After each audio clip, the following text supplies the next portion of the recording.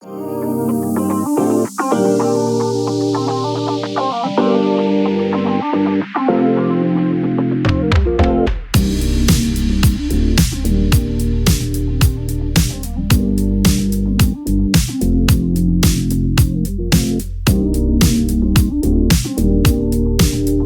welcome back to another episode of Raise Them Up here in season 4.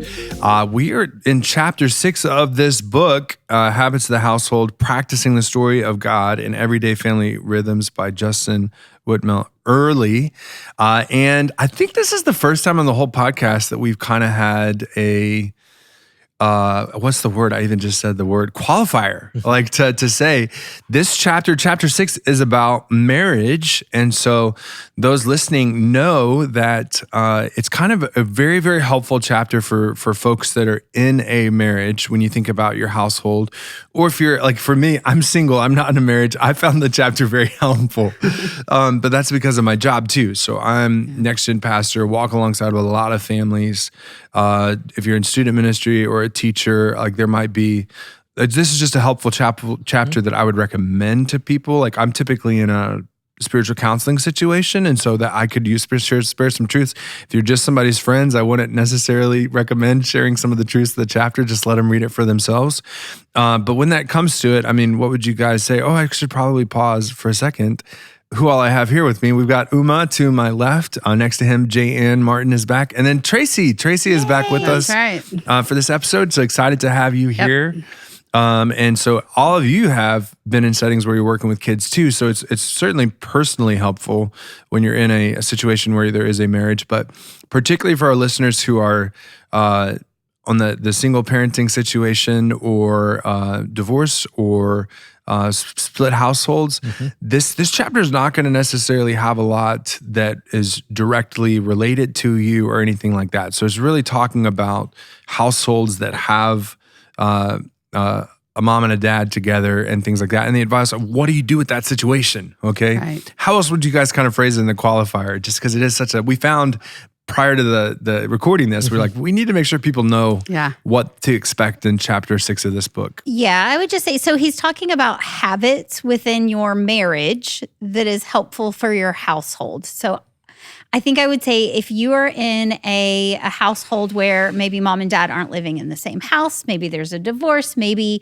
that you're just a single parent, then there's probably information in here that's not going to be helpful in the moment because it is geared specifically towards households with a husband and a wife living in the same house raising their children. So I think that's kind of the thing that I would say. Yeah, the qualifier that if you are, in a single household, if even maybe right now your marriage is in a place where sitting and listening to something where you've got this wonderful, cozy, happy marriage is not going to be a positive thing for you to hear right now. Maybe this is an episode just to say, I'm going to fast forward and come back to later when I'm in a better mind space that I can hear it for what it is. Because it's definitely not a chapter that's condemning anyone's living or anything like that. It's just coming from the perspective or the viewpoint of where mom and dad are living in the household, raising the kids together. Yeah, and I think I would just say that even if you are living in a split household, that there are some things in the chapter that can remind you of how important your model is, how important what the way in which you treat that person, the other spouse, the ex-spouse, or the other parent in your split household. Because our kids do see what we see and what we do and what we say. And so I think even though you may not be in a married household, you could have some of those moments where, and we maybe talk about that when we get to some of those other examples. But I think there are some things that are applicable. You just have to remember that the language in the chapter may not apply to you directly. You just have to think about, how would that apply to me? Yeah, and I've kind of said too, like it would be interesting to take some of these lessons that we're getting from this book, especially in this chapter even, and maybe even record another episode at a later time about what that would look like. But we'll see as the journey goes, kind of what we're inspired to do and things like that. But as we kind of like think about this chapter, then I kind of like it's, and I would even say, Jan, as you were speaking, like if the marriage is a little rocky right now, I'm always like, reach out, talk to someone who is trained, like work on that. You do not have to do this by yourself, because I think to a testament, right? Justin doesn't describe perfect marriages. No. Right. He describes God honoring ones. He describes the realness, I think, of talking about how messy and how hard That's right. marriage is by looking particularly at the relationship between God and his people, God and his church. So I really appreciate that about this too. So we'll let you discern whether or not this is an episode for you to listen to, whether or not this is a chapter for you to read, and we'll get the conversation going. So, I mean, I think to do that, Uma, I haven't heard your voice yet. I was going to say, I wanted to tie into something you just shared, and Sure. I think it's important to understand that, as Justin does clearly articulate in his writing in this particular chapter, is that there isn't a perfect marriage out there, right? Well, there is. Jesus and the church. So outside of that, and that is why he kind of brings that concept of the biblical marriage and the understanding of Jesus and the church, and we can unpack that later. But to understand that we all are in this state of marriage, for those who are married, which is not perfect. Right. And there are seasons within those marriages where you are closer, or at least sense a little bit more intimacy. And there's seasons where there's a lot of distance between you and your spouse. And so through all of that, though, in a marriage that had kiddos, you have to kind of weather those. That's and right. I think that's the key part here, is that in spite of what season you are, you still have kids that are going to be looking up to you and your spouse and how you work together. And I think what I appreciate so much about this is the tools and the skill sets that Justin talks about that can navigate some of those turbulence, so to speak, and still give you a little bit of a foundation that your kids can view and see as a marriage. So that's kind of what I've been and benefit from. So Yes. I guess I would add, like, because again, the idea of perfect marriage, and again, I've done a lot of weddings. Like, I do think some couples enter in thinking everything's going to be perfect. And that's one of the big things that you say. I mean, as a pastor walking alongside of couples, you are both fallen and sinful human beings. You're going to mess up. I mean, I'm telling you, every wedding sermon I've ever done talks about the importance of forgiving, right? Whether it's explicitly in the wedding text that we have or not, we're going to talk about how important forgiveness and grace is, because similar to that relationship with Jesus and his church, it's not so much that we're worried about the perfection as much as, no, it's going to be hard. It is not easy. There's nothing easy about it, because you're both fallen, sinful human beings. And I really appreciate the truth that Justin kind of starts out this chapter with. If you're in one of those households that has a mom and a dad, you're married, right? Then the one thing that's going to keep that household together is your marriage. Yes. And in particularly working alongside of kids, I'm sure you've seen this, but like, we have to continually remind those relationship circles, right? God's number one. Okay, that's your number one relationship that you've got. Right. And beyond that, like, I still remember very vividly, we had the National Youth Gathering where there was a speaker both this past time, but he debuted in 2019. And his talk was called Worth Dying For. And it was basically talking to teenagers about the relationships that they're pursuing and about their own worth, because particularly with girls, and boys do the same thing, their value is in being in a relationship. And he tells them, you're not looking for number one. You already have number one. Right. Number one is God. You're looking for number two. So God's always going to come first. Number two, and the reason why I'm saying, you guys that work with kids and parents, I think a lot of times there's a temptation, and I find it typically in younger parents, to think kids become number two. Yeah.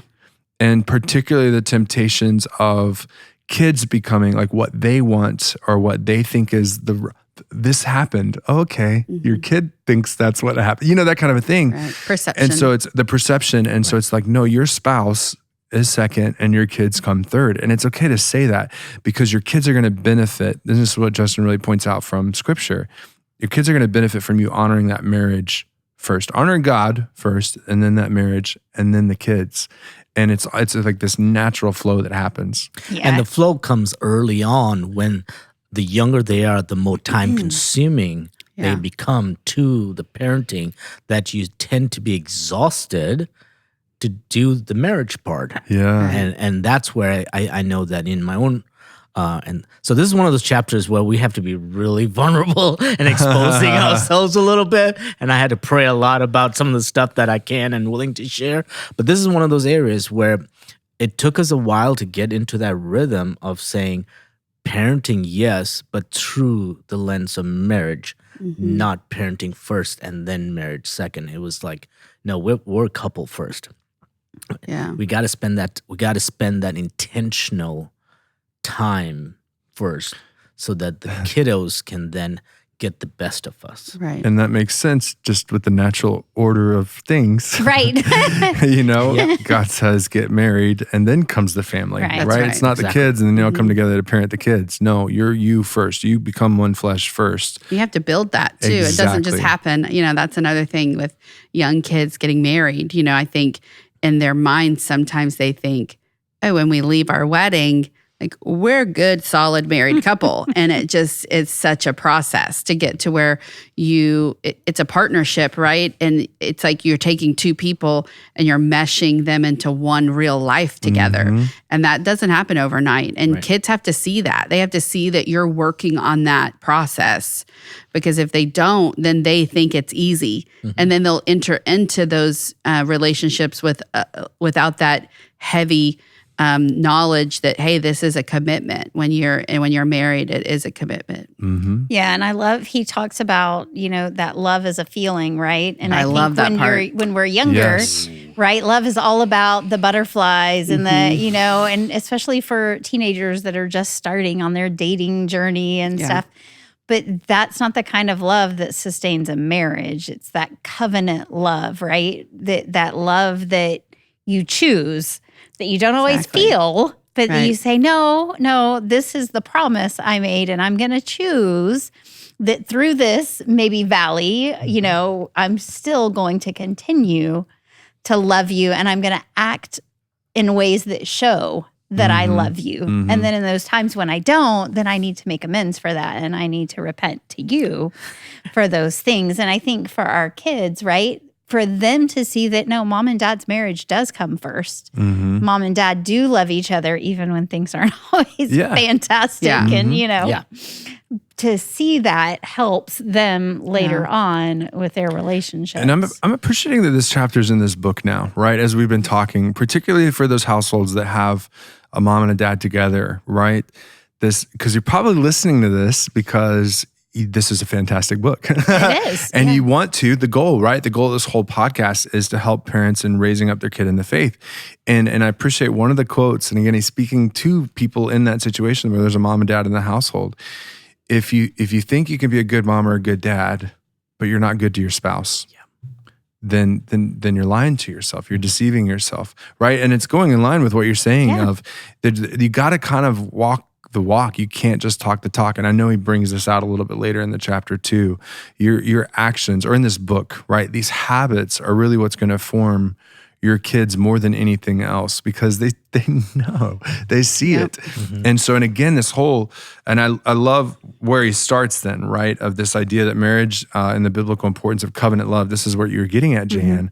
Love is actions. It is doing something. It is not just feelings or words. And I deeply appreciate, and we could go forever and I won't because it's the nerdy pastor in me, but that he says the Bible starts and it ends with marriage. Right. Yeah. You have the garden, you have the union of Adam and Eve, the creation, God saying you're not meant to be alone.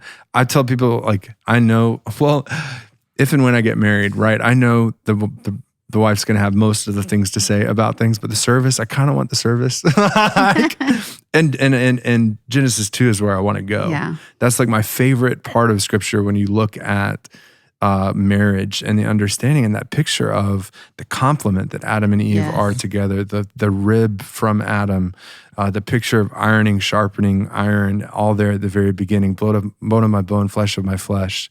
You know, it's such a wonderful picture of what it is. And that's tough though. That is so hard practically, but it's there and it's blessed. And I appreciate the wedding rite, that God blessed it before the fall. Like marriage is something that existed before the fall, which a lot of people out there go, really? But then the end, and in every single wedding, just spoiler alert, I share something that I witnessed in one of my buddies' weddings while I was in seminary. And that was the pastor looking at the couple and saying, you're going to receive a lot of gifts today. So, and anybody who I've done a wedding for, this is going to sound familiar. This is where it came from. Wedding in a pastor in Ohio. He said, you're going to receive a lot of gifts today, but I need you to know that you're a gift to us as you stand before us, because you're the picture of Christ and his church. And that final day, when there's a giant celebration, I mean, that's what the wedding ceremony is. Reunion. I love that. Family coming together, celebration, unending life, union, all this stuff. Hope, yeah, absolute joy, and that's why it's such a wonderful every time, right? So I'm sitting there going, y'all were kidding me a little bit, like, yeah, how much does Pastor Lee know about? But I was like, I do read my Bible, right? And that's what I see, and so marriage means so much to me. But I recognize because of the fall, because we're fallen and sinful, this could be a really, really tough thing. But it is, and I appreciate him saying marriage then is not a great theme of Scripture; it is the great theme of Scripture. And it's so true. And the same thing as we've talked about with parenting.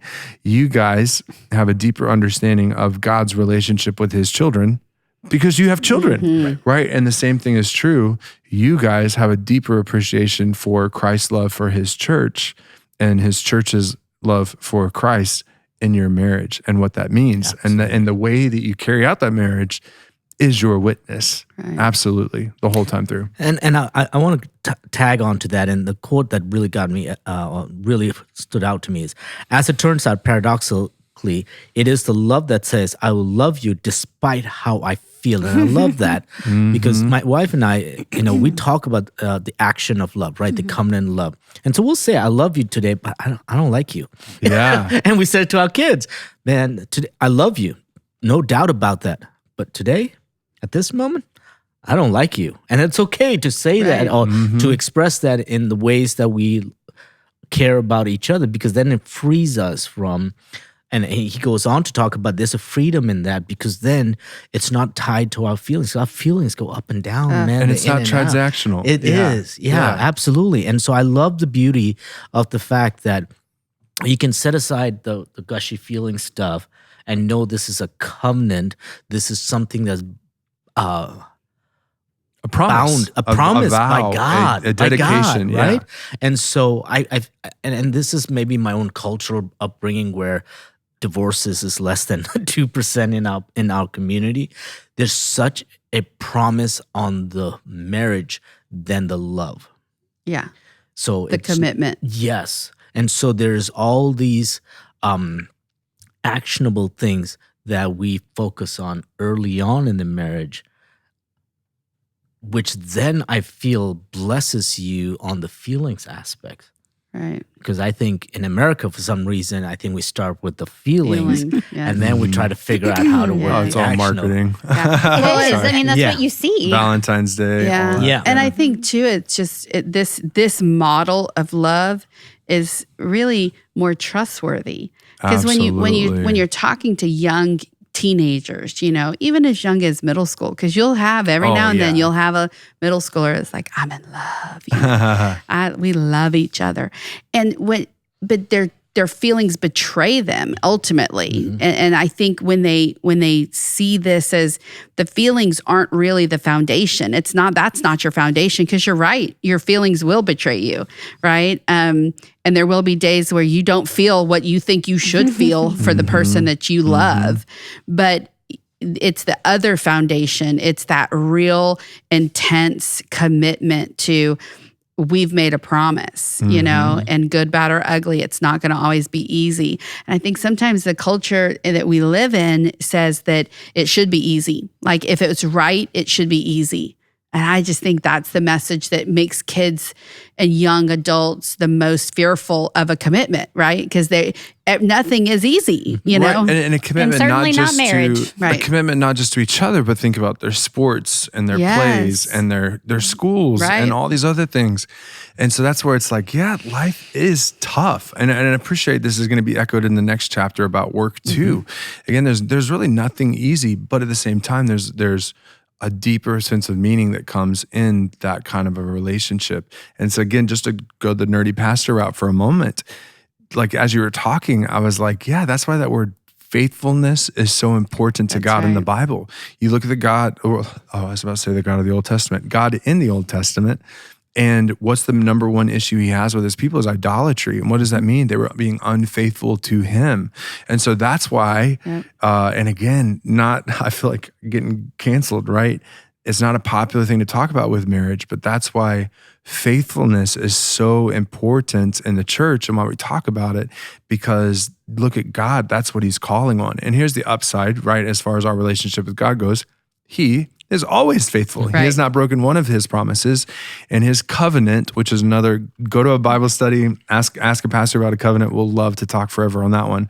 But his covenant ultimately was his sacrifice that he made in Jesus for us. Like we had no part in it, but we're blessed by it. And so it's incredible. But that a picture of sacrifice, I appreciate how it says, also you said, I love you. What was the quote that stood out to you? I love you.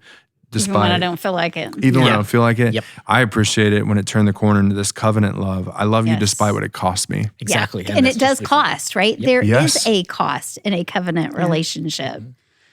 And an emotional and in your cost. marriage, it's both parties are paying that cost. It's emotional. There's probably a physical cost. sometimes. Yes. There's a financial sacrifice and a cost to yourself. There's all sorts of pieces that are involved. And I think there's an ego sacrifice, right? Yes. Like, I think Pride is, that's what I kept coming back to as I read was just that really to have that kind of covenant with a spouse means that you understand that you're dependent, you know, that you can't do it by yourself. We can't make a good marriage. One person cannot make a good marriage. And we've seen, I'm sure in our lives, all of us have seen examples of that one person just pouring into saving that marriage and doing all of the work.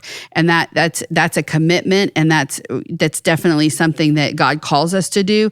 But you see that fruitlessness of it, you know, that they're in a one-way situation. And when you give up that part of your pride that says, hey, I can't do this, I need my spouse. Like I need to share in these things and walk with you. And I think that's when you're talking about Genesis 2, right? Is because that's like Adam needed. He did. It wasn't just a luxury or a this would be nice to have. It was that God says, no, you He said, this is not good for you to be alone. Yes. Right? And I think that is so, it always gives me chills when I think about it, because I think that's really the surrender. We talked about being vulnerable, right? Like that's the most vulnerable thing when you're like, I need you for life, you know? And it's something that I learned a long time ago when it comes to marriage is you're bringing two families with you. Right. It's not just you and your spouse. Your spouse is bringing her family and her upbringing or his upbringing and their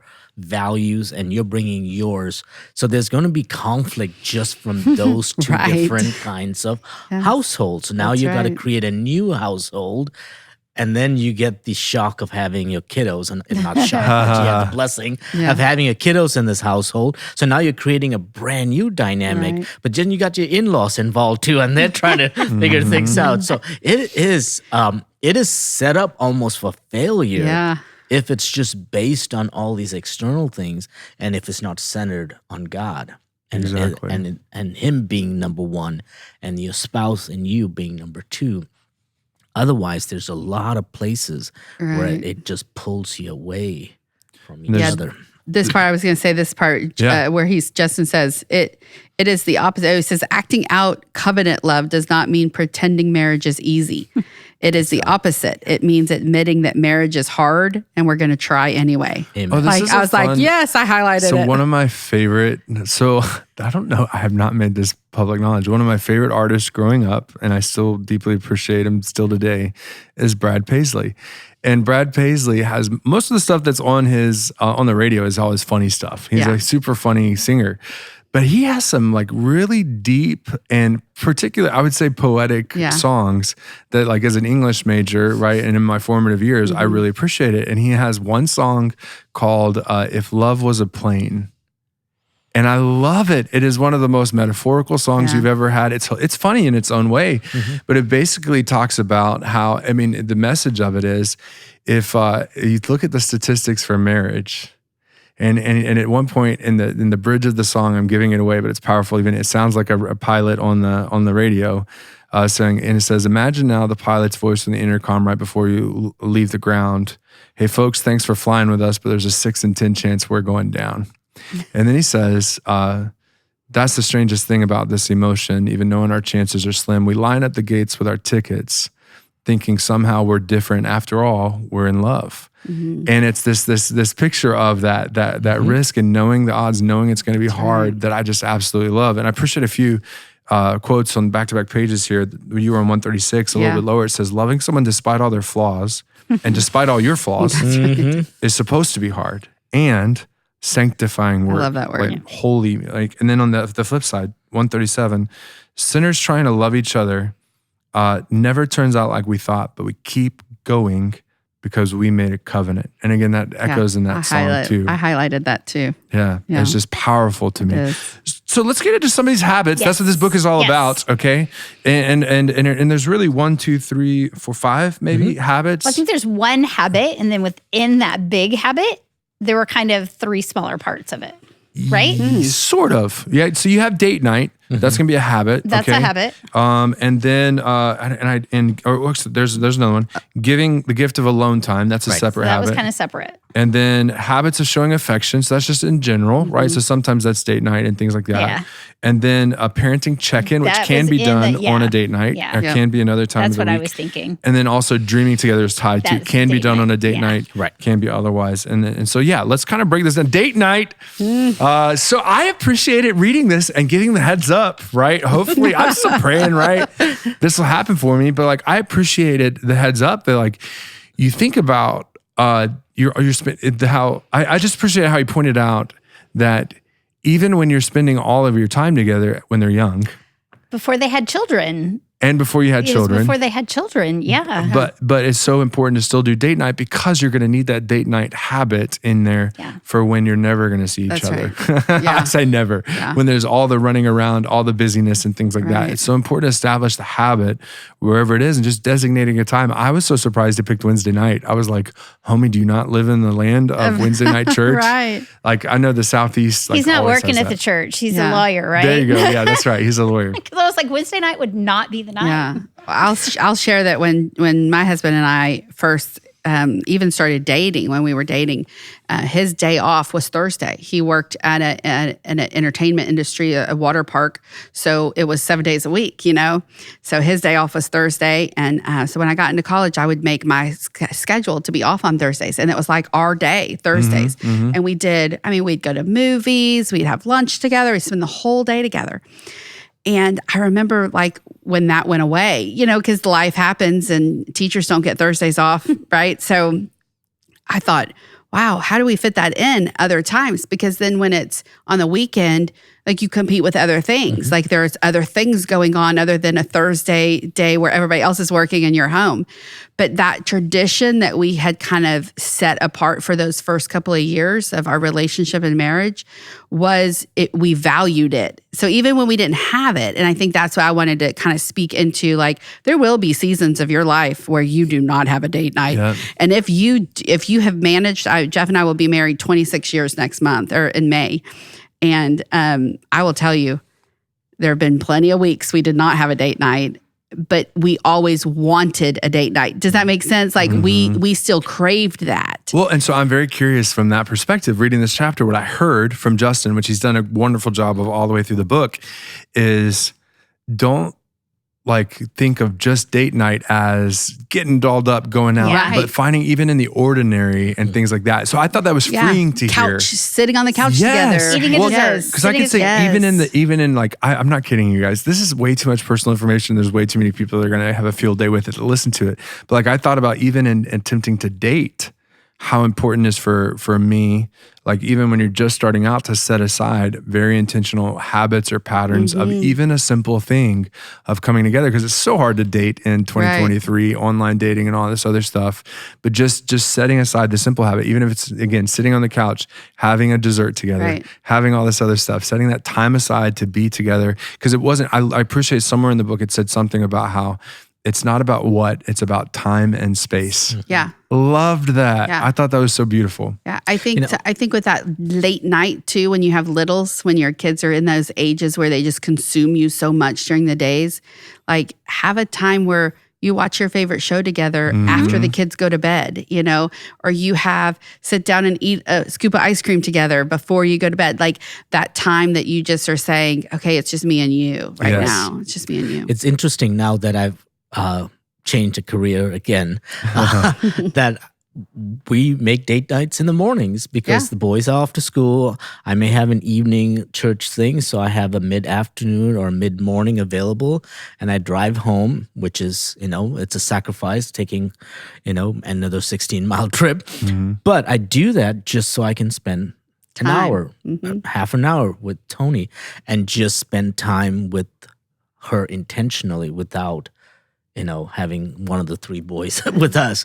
And that's something that I feel like as different seasons, when I was teaching, it was like taking walks late in the night when we're already done with everything. So there are different things, creative ways that you can definitely be intentional, because I think that's the key thing, being intentional. And number two, building a habit out of it. Yeah. And then giving yourself grace when it doesn't happen. Yeah, I was going to say, don't give up if you go through a spell where it's not working. You're not finding that time. Don't give up. It's just remember what the value of the time was and just keep seeking that. And I appreciate it too, how I mentioned community. Like I always like community, and talking about how it can be helpful for your kiddos, especially as they're growing, right? To have a trusted adult or trusted parents that you trust, or a babysitter or anything like this, to come into your house, because they're going to learn how to listen to someone else. It's not just mom and dad's rules and things like that. But then, and maybe that's family members, maybe that's grandparents. It depends on your situation, but how important it is for you then too, knowing how busy everybody's lives have to be, to volunteer that sometimes, to say, I'll watch your kids, I'll do this. And so whatever that means, giving someone that break so that they can focus on what matters most, their marriage, right? That was a really cool piece too. And again, today's world, cautious, all this other stuff, have great boundaries, ask questions. But I thought that was such a cool piece that they came to recommend. I appreciated the second one was about giving the gift of time alone. So especially for if there is a spouse that is just at home, recognizing the amount of work that gets done and how much they never get away from the kids. So being able to volunteer for that spouse and say, I'm going to take the kids tonight. You go have a girls' night or a boys' night, right? Depending on the situation, just to know they need that space too, and how valuable it is just to get silence. When life is very, very busy. I know I'm introverted by nature. I think I've shared this on the podcast before. There was, I think it was one of my first Christmases having my whole family in my house that I live in right now. And I remember being so overwhelmed at my whole family and all the animals being in my house that I went outside and raked leaves. And I don't like yard work, but I needed peace and quiet and to be able to step out of the house and just be by myself and do something else. And so I can appreciate it, especially when the schedule is go all the time, but especially when it comes to parenting, giving that gift of alone time to your spouse can be a big one. Yeah, I stayed home for 6 years after my second baby. And I would say that there were so many nights where I could just walk around the block by myself was a gift, right? Like I didn't need anybody to give me anything. I didn't need to go anywhere. I just needed a little bit of silence and a little bit of time to just kind of unwind, And I think what you said is true. It doesn't have to be anything big. It can just be a little bit of time by yourself. I appreciate it. One of the habits Justin talked about in the book was he said, Tuesday night is boys' nights, because he has all boys. He said, it's the night I say to Lauren, his wife, get out of the house, go work on your computer, go see a friend, go buy yourself dinner, go shop, go drive, go sit, go stare at the sky, or just go do whatever else it is you need to do to feel like a regular human being again. Right. And then at some point too, he says, one of the things we commit to is helping each other become holy, not just happy. Yeah. And I appreciate that because So there's big. that time alone and working on your own relationship that your spouse needs too. And if they never have that time to be by themselves, then of course we're going to fall apart. I mean, if we never carve out that space for ourselves. So I deeply appreciated that one. I appreciated the habits of showing affection. So recognize your kids see every bit, right? So even holding hands in the car, that's teaching them what it means to love. And I know I found PDAD so strange in my family because they just didn't do it. Nobody did it. Grandparents, aunts, uncles, things like that. And so when they got older, I was kind of like, and but how important is they see everything. The kids see every single piece. So it's a matter of actually showing it. Yeah. Yeah. My kids had a friend, one of my daughters had a friend over one time, and Butch gave me a kiss when he got in from work, and they were like, oh, your parents are kissing. And the daughter was like, yeah, they kiss all the time. She was like, what? I don't get it. Just, you know. And I think every family kind of has their own. Different You're way. right. And he does talk about that. Because I know I've had friends who are like, my parents would have never held hands in public or something like that, And I think you just have to ask yourself, like, where are you coming from on that? What is it about that makes you uncomfortable? But I think it's so important. Like I have 2 daughters, Justin has all boys. I have all girls. Jan has all girls. And we think about, your daughter will one day be in a relationship and be a wife, hypothetically, that's what God has planned. And then, you want her to have those kind of tender moments where she knows, man, he loves me, and that's how he shows me. And so I think you have to always be conscientious of those eyes on you that it matters that dad cares about mom, and it matters that mom cares about dad, And affection is not just shown through physical touch or a kiss or something like that. Looks. But also that forgiveness piece that you mentioned at the top of the podcast, right? Of just, I made a mistake.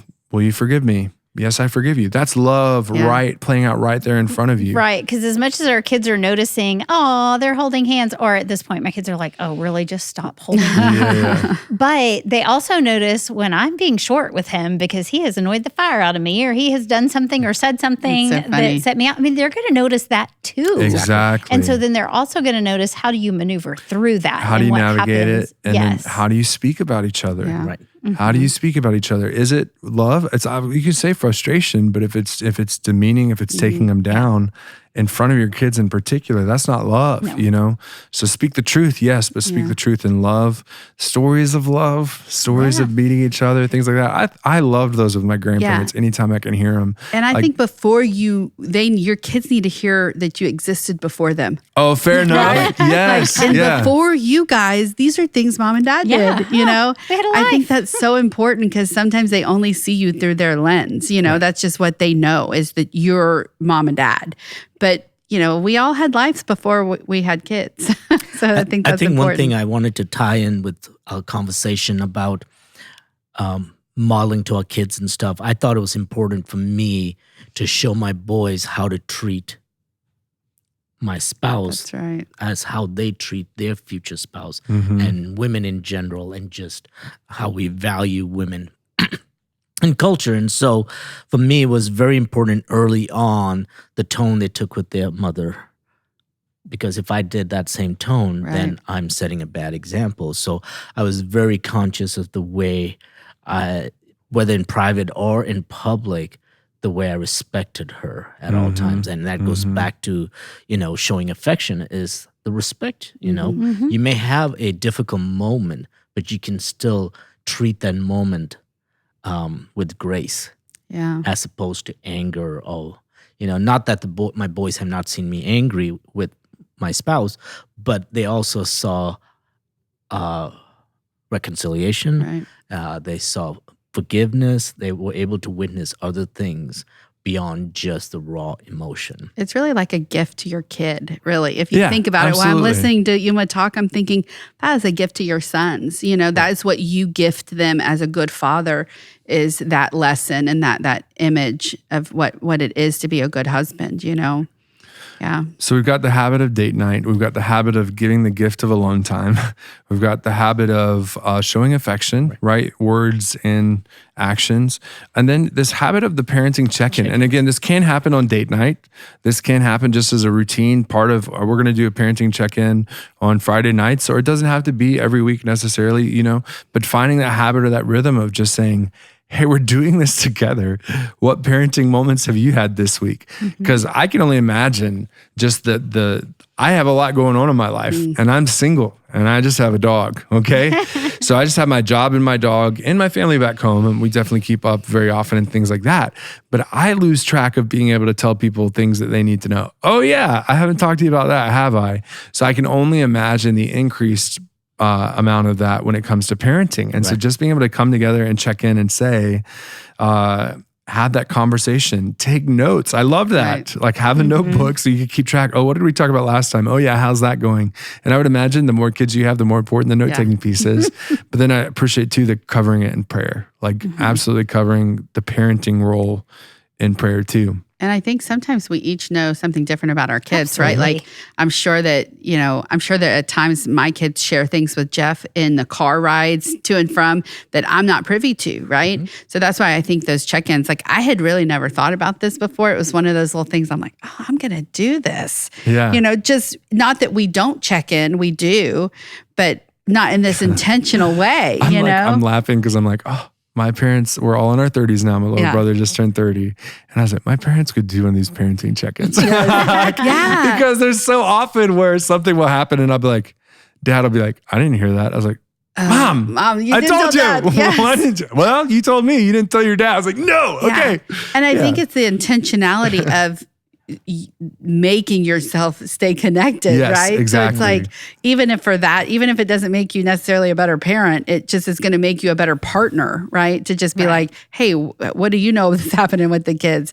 And man, when they're in teenagers, oh gosh, this has to be the most important thing during the teen years is to be on the same boat, rowing in the same direction. Yes. So I'm sure none of Yes. your children ever tried to play you against them. Right. Not that I that had- ever happens at my house. Side note, when I was a camp director, I remember my little brother walking in. My little brother was a camp counselor, and he walked in and he was mad. He was really mad. And my assistant director at the time was Weatherly. And he walked in, he's like, you and Weatherly are a great team. And I was like, Why are you mad? that's strange. You just said a compliment, but you sound really mad about it. I was like, tell me more. He's like, well, I went to go tell her an idea that I had, and I was explaining it, and apparently spent some time explaining this idea to her. She's nodding along. She's like, yeah, that's great. That's good. Good. He goes, yeah, so we can do this, right? And she said, well, and my nickname was Tank. Well, what does Tank say? And he said, well, he said, no, probably not. She goes, oh, I can't do it. But it was that That's a good idea of like lesson. having each other's backs and things like that. And as parents, that's so important to be like, no, this is great. Thanks for sharing with me. Blah, blah, blah. What did your mom said? What's your dad said? I really loved that. And I love the next one too. So we had parenting check-ins and now dreaming together. So checking in on each other, asking questions about relationships, like the deep stuff. I'm looking forward to that, like the meaning stuff. What do you want to do? What are your goals? What are your dreams? Who are you friends with? How's the work stuff? Things that you want to fix or something. Again, just this idea of picturing this dreaming together. And that picture that came to mind for me was that ironing, sharpening iron thing. And looking past, right, this immediate moment that you're in with your kids, where sometimes even when you're trying to make your marriage, first, your kids do end up being kind of that center of gravity that's pulling everything that's happening in your household around Good that. point. I mean, it That's is. a really It's good this, point. Yeah. But to have those moments where you are able to sit with your spouse and go, okay, how about let's us? breathe. Yeah. What does it look And like? now, you know what? Yeah. Because my children aren't always going to be in my house. I mean, I have one leaving this summer. I'm here for you, Jan. And I mean, but what next? Because our marriage is still here and That's we are right. still here and you're still a person and I'm still a person and we still care for each other. And let's not just stay, in this one area that we're in right now. I think Let's something look that past this. helped us is having these conversations early. Like my wife and I talk all the time about where do you want to retire? What do you want to do? Not that we want our years with the boys to it's flying.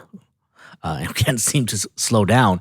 But at the same time, we are very intentional about saying, what is it that we can do? What are some of the things that once the boys are launched that frees up time and energy to invest in other areas and for us to be able to invest in dreams and goals that we thought we wanted to accomplish, but then with raising a family, we had to kind of put on the back burner. Right. But now we can look back and revisit those things. And I think I love this because it gives you that light at the end of the tunnel, so to speak, in regards to, hey, there are things that can go back to before the kids came and invaded all and took. And I don't mean to sound negative, but it is a drain on your It's energy. a sacrifice, is what it It is. It's is. a I mean, sacrifice. Yeah. Absolutely. Yeah. So Butch and I were married for 10 years before we had our first child. We got married really young. Don't necessarily advocate that for everybody, but I was 21 when we got married and I was 30, about to be 31 when we had Peyton. And I wouldn't go back and trade those days for anything. And I always look back going, I'm kind of excited Sure. Yeah. to have this time again because it was. And Yeah. I was the center of the gravitational pull. Right.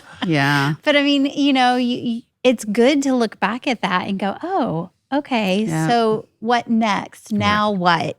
And how do we fit together? And how do the girls fit into that now?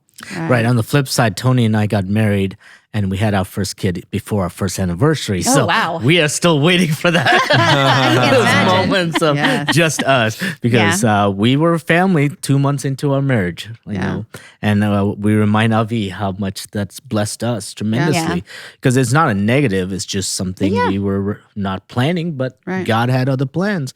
And so we were able to navigate some of those things sooner than us saying, hey, we're going to wait to think about that. No, we were put into the fire, so to Right, speak, right. and had to learn some of these things through sink or swim. So. Yeah. Yeah. I love where the chapter culminates, Yeah. right? And it's kind of that full circle going back to the front. I mean, in marriage, you're able to discover something deeper about Jesus and the fullness of everything that he did for you, everything he does for you, in that radical kind of love and the radical promises that he has for you and how he keeps those promises. Even when you're not fair to him, even when you're not nice to him, even when you're yelling at him sometimes, even all these other things, that grace and that radical kind of love that he has for you. And that idea of rehearsing the covenant, right, in front of the kids to be able to see it just really stood up to me because ultimately Jesus doesn't give up on you. That's his relationship with you. And in marriage, again, no matter the cost, no matter how hard it is, a lot of times that's the invitation of marriage is to do that same kind of radical love, not giving up on each other. Yeah. I agree. I think that this part where it said, the last line, God is a God who never gives up on love, so neither will we. Yeah. I think that's a reminder that, we know the Bible tells us God is love. So it is important for us to emulate that and to be love for the people in our lives. And that's hard. It's hard to remember that the forgiveness is part of that. We cannot have this without being able to say, part. I was about to say, everything falls apart if there's not forgiveness. Yeah. And it can be hurt that's just so deep that you think, I can't really recover from that. But if you put yourself into that perspective of what did we do to God? Exactly. Did he leave us when we devastated his plan? Because we all have plans and they get devastated. So ours are so minor in comparison to that. But I think that's the real challenge is just to keep yourself centered on what was God's plan for this, Yeah. And I think holding that marriage relationship, making sure you keep that close, right? That you make that second. We've got our relationship with God. We've got our relationship of our marriage, and we've got to make it a priority. And I think when you don't make it a priority, it's so easy. You know, with me, I know, you guys know, but my oldest is engaged, getting married in months' time. And when I think about how what work I'm still trying to do to prepare her for that, I think maybe top on my list is a lot of the things in this chapter about just it's going to be hard. Yes. I think we sell our next generation short when we go into it from that romantic ideal that he will always love you and it will never be hard. And that's why please have a pastor do your weddings, because like a pastor has to deal with the marriage counseling and the aftermath of it. I've been to weddings where it's not a pastor and I'm like, is this a joke? Yeah. Like, and no offense to anybody that's had that, but I say that because it is y'all love each other. This is going to be so perfect. Experience. You have a family together and of course then if that's what you're feeding them on the day of their wedding, like they're going to have the wait, why is this not perfect? Yeah. They've got this expectation, and expectations are setting you up for failure. Yeah. Right. And it's formative for a student or a child, a young adult to say, I'm disappointed that it's hard. That's important for them to say, my hope was that this would be happily ever after and it would be like the movies and it would be all these things. And I think that's part of accepting that adult relationship is to say, it's not. Yes, period. It's not. Exactly. Now let's move on, right? Exactly. It's not that. Right. So bless your heart. Yes. Well, there you go. So we have some pretty big date night, the gift of time alone, habits of showing affection, parenting check-ins, dreaming together, and fantastic resources in the final pages of this chapter to give you just the highlights. So please, by all means, get this book, Habits of the Household, Practicing the Story of God in Everyday Family Rhythms by Justin Whitmell Early. Really awesome book. And just some deep stuff that's so awesome. And the summaries he's putting at the end of the chapters to review, super helpful and a tool that you can turn back to anytime that you're looking for. And in the meantime, continue to join the conversation with us, whether that's commenting there on Facebook or emailing us at raiseemup at trinitycline.org. And Facebook is the Raise 'em Up podcast. Right. So be sure to put in that word podcast. That's kind of key. Or hey, just share this episode with someone that you feel like might want to hear about this. It might be appropriate for them as they think through, or maybe it was helpful to you, and so that's why you were recommending it. But as always, we just appreciate starting the conversation, and if we can, continuing the conversation as well. We will see you next time, though, with chapter 7 about work and the habits we can have with that. We'll see you then.